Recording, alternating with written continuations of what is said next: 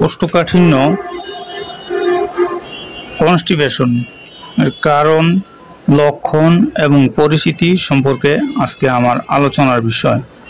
সুপ্রিয় সুধী, আসসালামু আলাইকুম ওয়া রাহমাতুল্লাহি ওয়া বারাকাতুহু। আলহামদুলিল্লাহ ওয়াদা আসসালাতু ওয়াসসালামু আলা নাবিয়্যা বাদা মাওয়াদ। সকল প্রশংসা সর্বশক্তিমান আল্লাহ সুবহানাহু ওয়া তাআলার জন্য, যিনি আমাদেরকে দয়া করে মায়া করে অত্যন্ত সুন্দর করে বানিয়ে এই দুনিয়াতে প্রেরণ করেছেন শুধুমাত্র তারই ইবাদতের জন্য।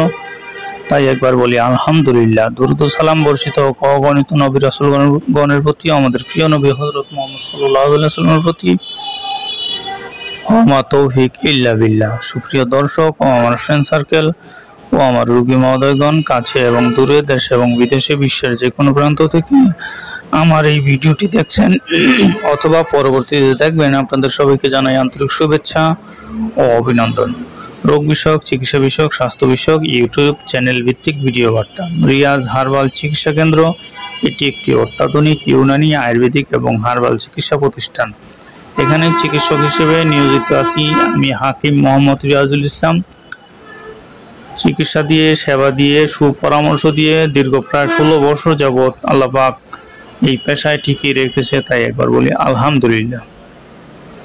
বিভিন্ন প্রকার ভেষজ, গাছগাছরা, লতাপালা, পাতা, ফল মূল, শিকড় বাকড় ইত্যাদি ভেষজ উপাদানের মাধ্যমে ইউনানি আয়ুর্বেদিক ফর্মুলা অনুযায়ী ঔষধের মাধ্যমে চিকিৎসা দিয়ে থাকি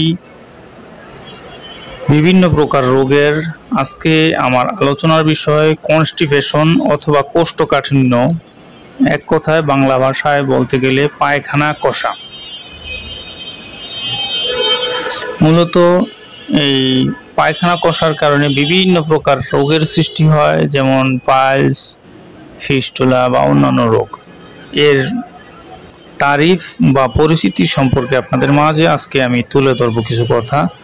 অনেক সময় স্বাভাবিকভাবেই মল অল্প পরিমাণে নির্গত হয়, যা দুইটি অবস্থা হয়, যথা এক, প্রথম অবস্থা এই যে স্বাভাবিক সময়ের পর মলত্যাগ হয়,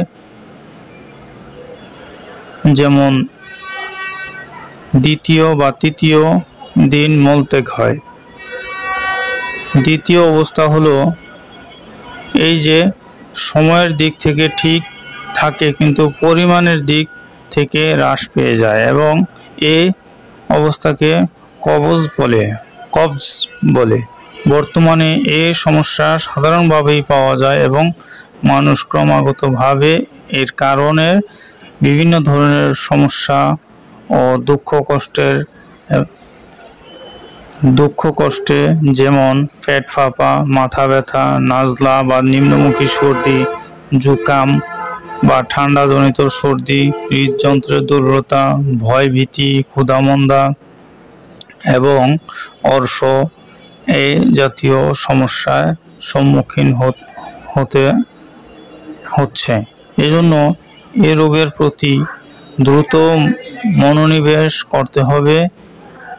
করবে এবং কারণ অনুযায়ী চিকিৎসার প্রতি গুরুত্ব দিতে হবে।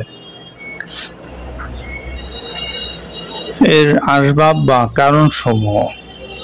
কারণ, কখনো বলগম বা শ্লেষ্মার আধিক্যতা অথবা অন্য কোনো কারণে অন্ত্রসমূহের কুয়াতে দাফেয়া বা নিক্ষেপক শক্তি দুর্বল হওয়ার কারণে, কখনো কঠিন ও গুরুপাক খাদ্যসমূহের অধিক গ্রহণের কারণে অন্ত্রের মধ্যে ক্ষুধা বা প্রতিবন্ধকতার সৃষ্টি হয়ে যায়, অথবা স্বাভাবিক নিয়ম অনুযায়ী সফরা বা পিত্ত অন্ত্রে পতিত না হওয়ার কারণে এবং নির্গত হওয়ার উপযুক্ত অসার পদার্থের মধ্যে চাপ সৃষ্টি না হওয়ার কারণে, এবং অনেক সময় বিভিন্ন ধরনের অধিক মানসিক পরিশ্রম ও কর্ম ব্যস্ততার কারণে আসাব বা স্নায়ুসমূহ দুর্বল হয়ে যায় অনেকের, এবং অন্ত্রের কুয়াতে দাফেয়া বা নিক্ষেপক শক্তি দুর্বল হয়ে কোষ্ঠকাঠিন্যের সমস্যা সৃষ্টি হয়ে যায়। পরিশ্রমের কাজকর্ম না করা, হাঁটাচলা না করা, অলস অবস্থায় জীবনযাপন করা এবং সাধারণ দেহের দুর্বলতা এবং অর্শ রোগের কারণেও এই রোগের সৃষ্টি হয়ে যায়।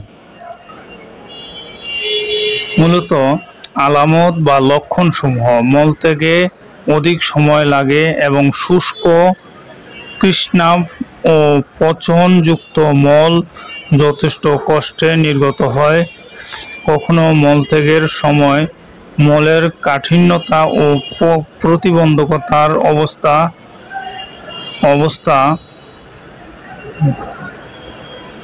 রক্ত ও বলগম বা শ্লেষ্মা নির্গত হয়।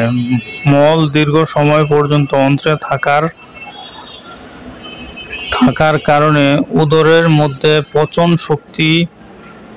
পচনজনিত বায়ু সৃষ্টি হয়ে পেট ফাঁপার সমস্যা সৃষ্টি হয়। তবিয়াত বা স্বভাব অলস এবং ইন্দ্রিয় শক্তি অস্বচ্ছ হয়ে যায়। মাথা ব্যথার সমস্যা সৃষ্টি হয়। হৃদকম্পন বা বুক ধড়ফড় আরম্ভ হয়। দেহের বর্ণ হলুদ ভাব হয়ে যায়। মোড়ামুড়ি এবং হাই তোলা অধিক হয়। হাঁটুতে সামান্য ব্যথা হয়। এই সমস্যাগুলো হয়ে যায়। আমার চ্যানেলটি সাবস্ক্রাইব করার অনুরোধ রইল।